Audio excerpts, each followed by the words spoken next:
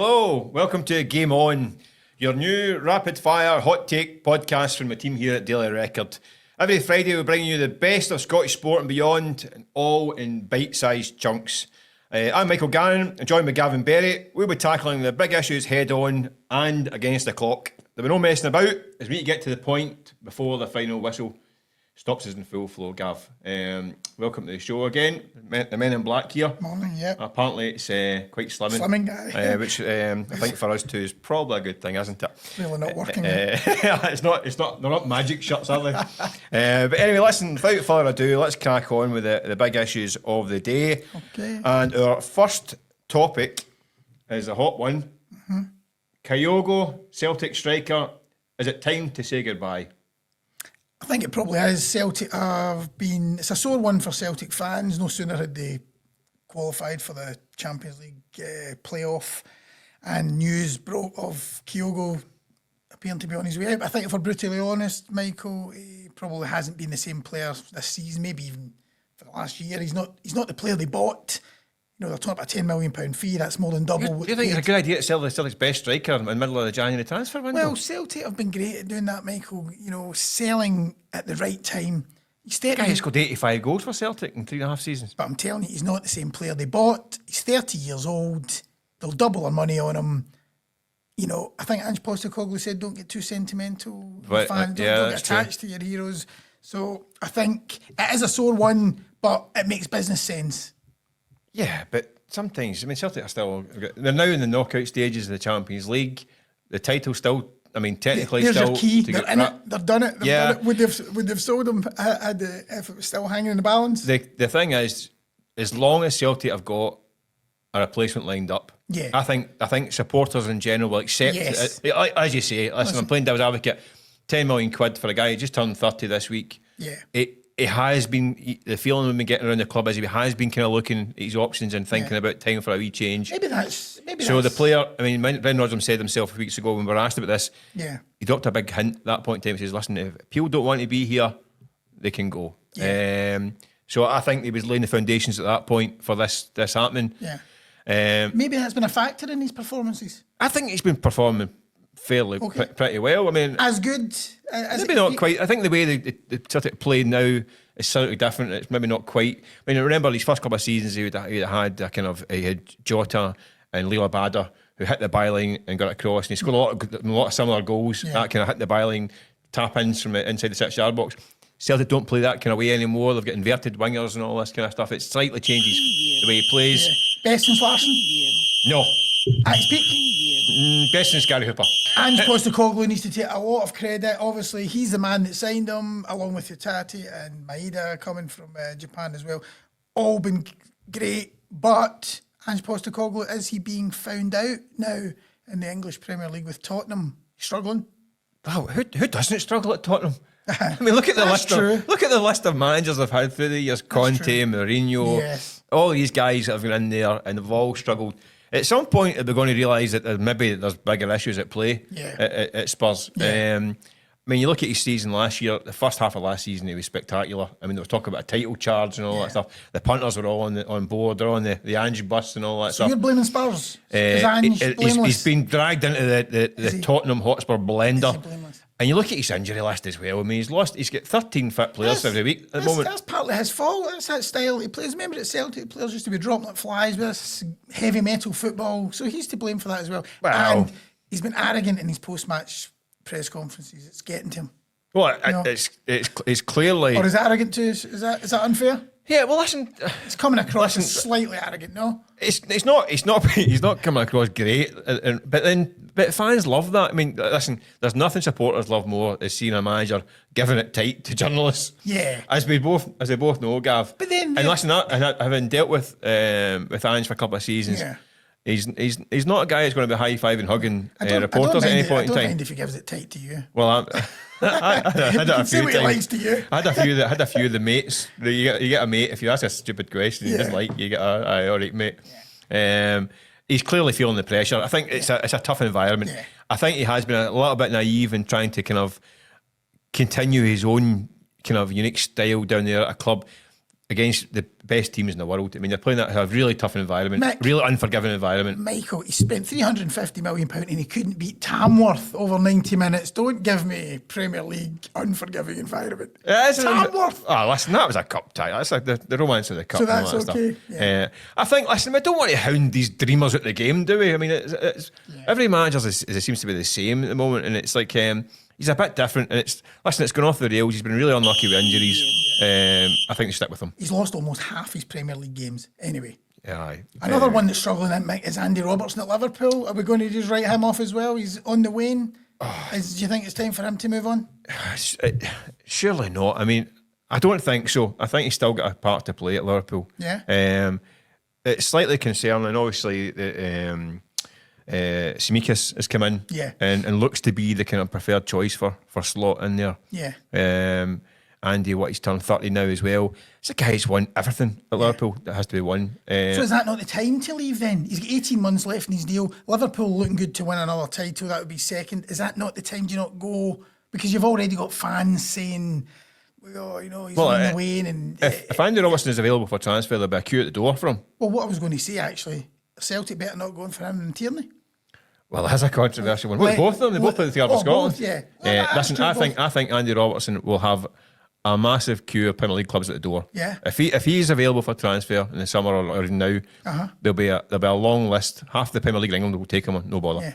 Yeah. But if Arne Slot doesn't fancy him, is there any point in him hanging around at this stage? I think he's still. I think second fiddle. I think he's still got a big part to play. Yeah. I mean, it does seem to rotate them a wee bit. I know that Tsimikas' injury problem at the start of the season. He's come back on and get back in the team and back onto the game, a good game. Yeah. But Andy Robertson is a tried and tested performer. Yeah. Slot would be mad to bin him. Be mad to bin him at this point in time. But he's going to look for an upgrade in the summer, isn't he? That's the thing. Well, do you really, if he goes out and signs another left back, does Andy Robertson at 30 really want to be sitting on the bench, having achieved what he has? He'll go down as a Liverpool legend, and I think he's got 18 months to go. So that'd take him. That'd be nearly 10 years. He's a Liverpool legend. Is that 10 years at Liverpool? I don't know when he signed 8 years exactly. Maybe. But yeah, I think either way, his legacy at Liverpool is absolutely secure. I think he might stick around, and he's at that point in his career. He'll have options. The key is he will have options. There'll be people banging the door to get him. But I think why not stick about and just cement your place as like a Liverpool legend. I don't know. I see Didier Hamann was saying earlier this week that he's no longer a key player. He's no longer seen as a key player. He's just saying that. He's a legend. He's just saying that for money. Don't listen to that nonsense. Anyway, let's change tack and change sport for a second. This week in Italy was a big launch of the Six Nations ahead of next week's big kick-off, and Scotland, having been optimistic going in, are now been hit with a major injury blow with the captain and main man. Shoni Tupurutu is out. How do you pronounce that? I'm not going to do it again, Gav. I've always struggled with it. But is that sunk our chances? Oh, well, it's a hammer blow. There's no doubt about it, losing your captain. I do think, you say it was launched in Italy this week. I actually think Scotland starting against the Italians could... 2 home games to start with. Ireland next, isn't it? Yeah. Italy and Ireland, Is it home to Italy? Let's be honest, Italy are hopeless. Well, sorry, you're right. They will beat Italy, but what I was going to say is a great chance to build some momentum if they beat Italy. Ireland, of course, interim...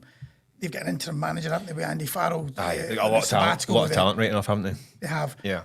Italy and France probably vying for the favouritism, which you can understand. But I do think the key for Scotland, I just feel with Gregor Townsend's squad, just an association with underachievement. They just seem to underachieve all the 26 time. years since they won this championship. I know, but I'm even talking about this group, just this squad. They just seem to underachieve.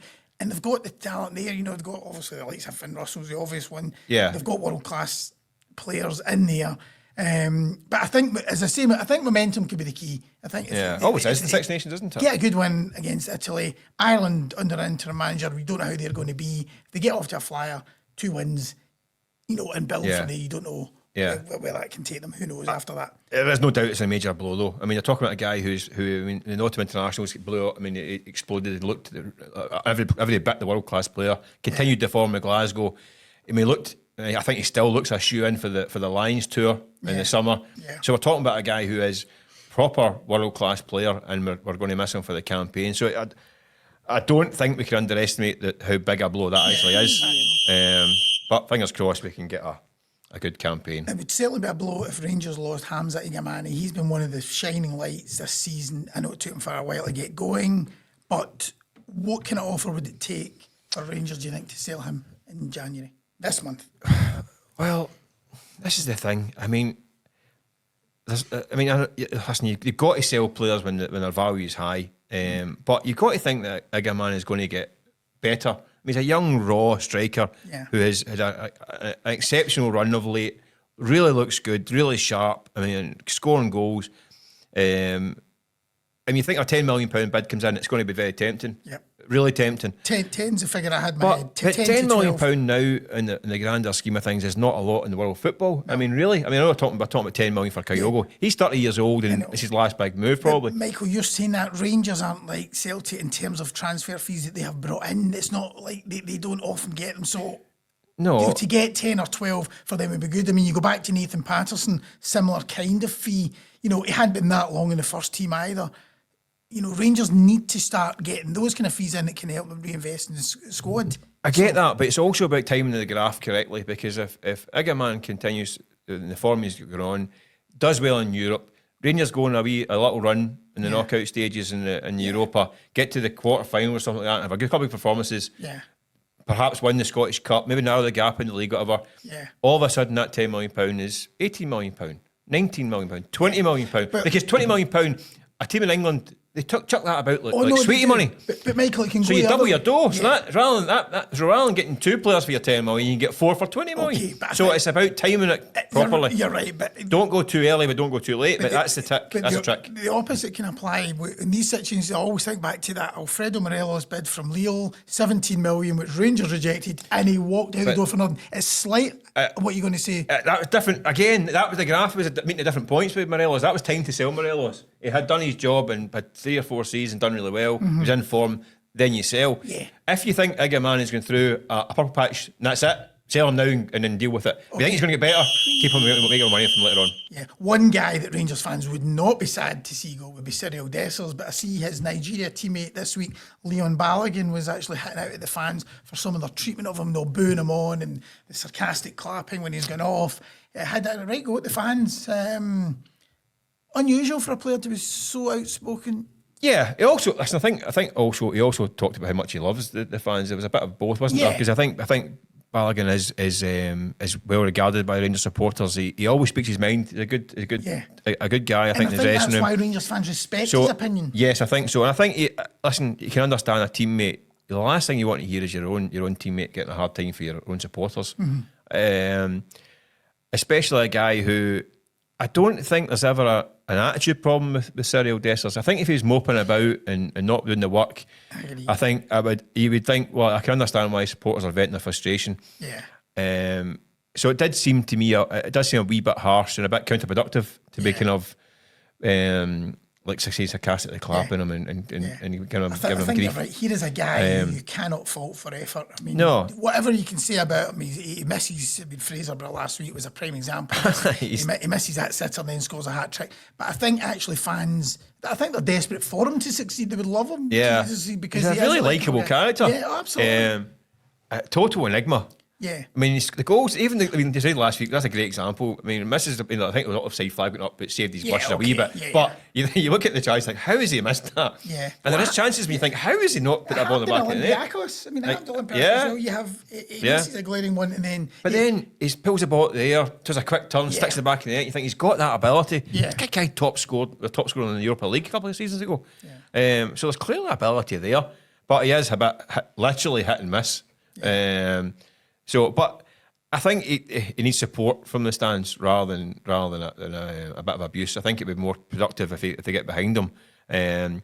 But at the same time, you know why folk are pulling their hair out, because you wouldn't put, if he's running through and goal, you wouldn't put the house on him, put in the back of the net, and that's what the problem is. One man you would put your house on to score, Mick, is Dennis Law. Sadly passed away last week. A true legend. Yeah. I mean, if you would put your house on him to bury some of those Cyriel Dessers chances. Dennis would miss that. Now, I suppose it brings us to the debate. The two greatest players in Scottish football history, Denis Law and Kenny Dalglish. Who was the best? Right, see, obviously we're quite young guys here, Gavin. Do you know what I mean? So it's difficult for us. We're relying on kind of second-hand tales of Denis Law and the video footage and the kind of the folklore built up around him. Also with Dalglish, I mean, we were only young kids in the 80s and all that stuff when Kenny was in his pomp. Yeah. So there's a bit of kind of, for us it's a little bit difficult to debate. I mean Kenny Dalglish, you look at the European Cups he won, the impact he made on both sides of the border. But then we weren't around in the 60s. I mean, you speak to our parents' generation. Yeah. Denis Law was a world superstar. That thing, he was the first Scottish superstar on the global stage. He won the Ballon d'Or. I know. I mean, it's preposterous to even think about it. So, I mean, I can understand the debate. I think it's hard for us to kind of... I would go towards Dalglish. I mean, he broke the British transfer record as well.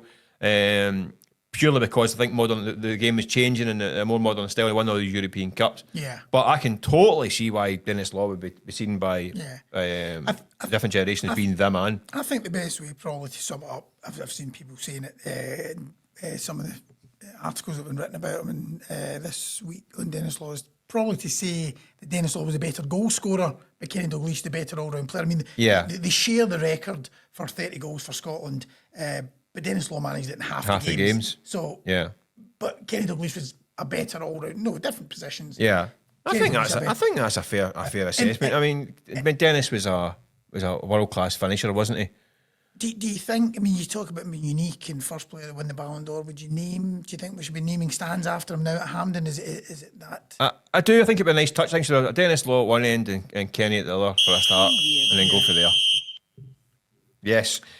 Anyway, speaking of Scotland, we'll stick with Scotland for now. We've got the Glamour friendlies announced in the summer against Iceland and Liechtenstein for June. Have you got your boots, Gav? Because I think we might be required to get us called up for that one. Hold me back. Are these games vital preparation for the World Cup campaign or a complete waste of time? Waste of time. Players after a long, hard season. Bearing in mind we had the Euro 2024 last summer, so I mean it's been a long season for these players, and they're going to be knackered. There's no other way. But is it? You're probably glad because you're wrong. Do you know what I was going to say? I'll tell you why you're wrong in a second. All right, okay. Sorry, what I was going to say was when I saw the fixtures announced, it just screamed Gibraltar and Faro last summer. Yeah. You won't be complaining because you were there. I was there. It was one of the worst games I've ever seen in my life. Yeah. But these are good games for us because for two reasons. One, we took a run at really tough friendlies. Yeah.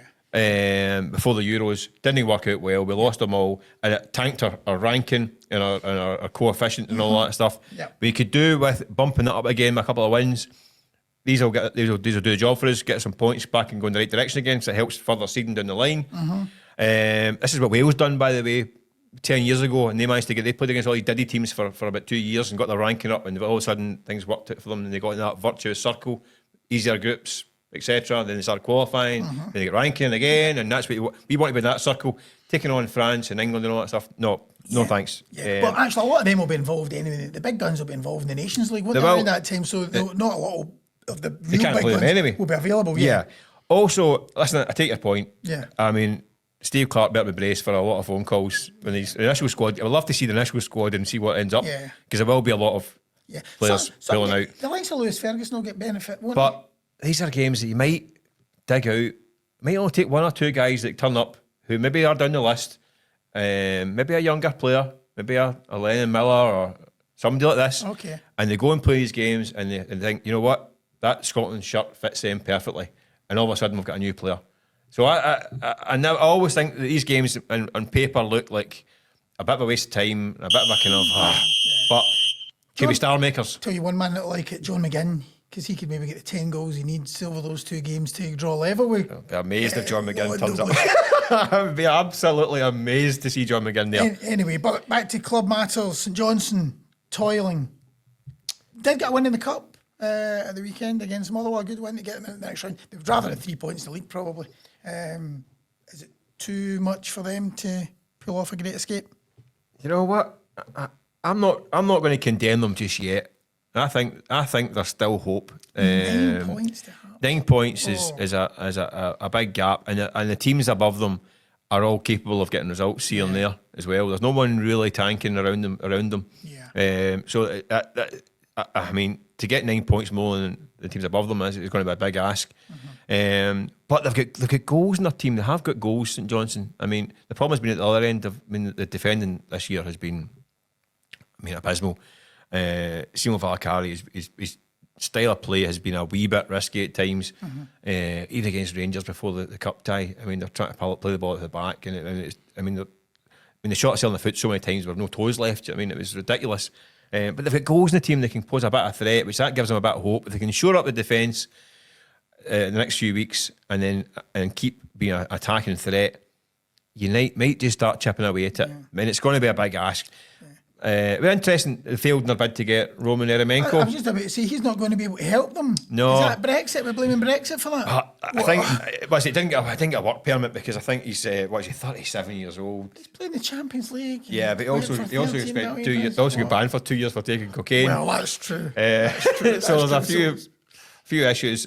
Usually they want the guys that are going to be internationals and all that stuff. It's been interesting. We also seen his brother Alexei, who is sensational in his first spell at Kelly. The second spell, maybe not so much. Yeah. First spell, he lit the league up, didn't he? It was great. There was talk at Rangers and Celtic trying to get him at that point, remember, as well. And eventually went, I think, to Ruben Kazan. He actually joined up with his brother out there before they got in a bit of bother. But yeah, they're struggling. I mean, it's a nice signing to try and make, but it's defenders need defenders. If they want to stay up, they need to get a solid back four again. So Eremenko played in the Champions League. Celtic will be playing in the knockout playoff of the Champions League after that win over Young Boys. The game probably didn't go as we thought. How far can they go now? Well, I think they can dare to dream. Yeah. I mean, listen, into the last game, there's so many moving parts. I mean, the talk has been that at the moment they're going to face either Real Madrid or Bayern Munich, right. But that's not going to happen because there's so many teams that are close in terms of points. Let's, for argument's sake, let's say it was one of those two absolute giants of European football. Could you see them beating either of those two teams over 2 legs? Depends what much I've been drinking. Listen, it's a huge ask. These two are two European super clubs, heavyweights. Bayern Munich but both of them haven't been doing that great of late. So what I think Celtic fans can take hope from is that performance in Atalanta. The way they played that night can give them a chance because that was the game in the back of the Dortmund game when they lost 7-1 and it was like same old Celtic. As soon as they face a big team in Europe, they get battered. Whereas Atalanta, the top scorers in the competition, the results before Celtic and since that game, when they've been smashing teams left, right and centre in this competition, that result looks better by the week against Atalanta. Yeah. So they can go and play it a certain way and they can defend, they can be a threat.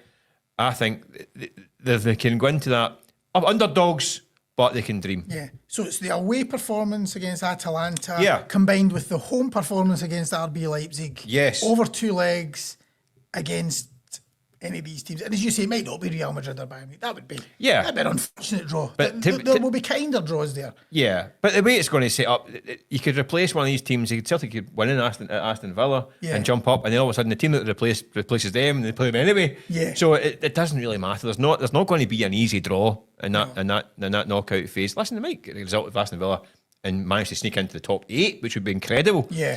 Listen, to get to that, I think there has to be. They need to roll 2 6s and pull rabbits out of hats and all that stuff. It's going to be difficult. So it's got a difficult tie no matter what, who they face. Yeah. But listen, the important thing's there. Got to be in it to win it, haven't you? Nice way to finish, Michael. Yeah, a bit like ourselves. So yeah, I think that's us for the week. Gav, thank you everyone for tuning in and listening to the podcast. Game on. You can find us on YouTube, on Spotify, Apple Podcasts. Under a tree in a bush, however you want to find your podcast these days. If you do see us on there, you can leave a comment. Not as mean as the ones last week, if you don't mind, folks. That's why we're wearing black. That's why we're wearing black. It's still January, chaps. Remember. But we'll be back next week. Do it all over again. So tune in.